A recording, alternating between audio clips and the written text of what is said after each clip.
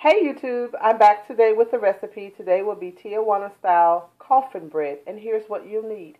You will need some carrots and peas or any other vegetables that you like. It doesn't matter. You can do corn, you can do a can of mixed vegetables, you can do fresh vegetables, whatever you like, but I've already taken the liberty of cooking the vegetables with some soy sauce, and I didn't really put anything else in it besides some black pepper and the vegetables, of course, and made it into a broth with some water. You're going to need some turkey. I've taken a whole turkey and I cut it up in that size pieces because you don't want them too small because you'll see why later. Some green onions or scallions, some butter, and bread. You can use, I made this just a minute ago. I'm letting it cool off. You can use the bread, but you don't want to use the thin slices, and you'll know why in a minute. You can use the thick slices, like that thick, I guess they would call it. So you want to use something really thick and some milk. So let's get started. Okay, I'm back, and I added the flour, and now we're just going to make a roux with the vegetables, or you could have done it backwards, but I'm used to doing this, so I'm going to stir this all in, and I'll be right back. Okay, I added everything in to make it look like gravy. I added the butter, the flour, and the milk, and the roux started to form the gravy.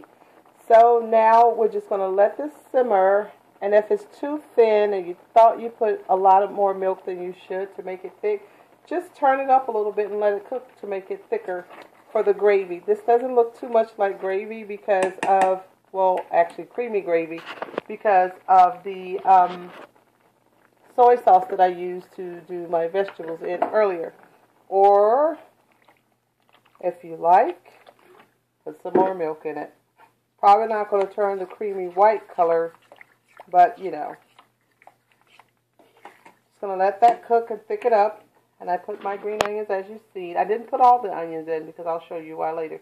So we're just going to let this hang out for a minute, cook, and then I'll be back. Okay, I just added my chunks of turkey. As I told you earlier, I baked the whole turkey in the oven, had it cooking for hours. It came out yummy. So I'm just going to let this thicken up a little bit because I did put a little bit more milk in it than I anticipated, but that's okay. Turn it up, let it thicken up. If that doesn't work, put some more flour in it, as I said earlier. So I'm just going to put this on the back burner and let this thicken up, and we will move to the next step. Okay, what I've done, I've taken the bread as you see, and I cut it into halves. I'm just going to fry this on both sides until they're golden brown, and we will show you the next step, and we are almost done. Okay, here's a tweak moment for you. If you do not have the homemade bread, and I'm tweaking this, use regular sliced bread, and I'll show you what to do with it next. Okay, and I'm back. This is my improvised version that I showed you at the last second, and this is my coffin bread. Now you can see why they call it coffin bread. I've taken the top and I cut it off around just like the coffin bread or soup bread.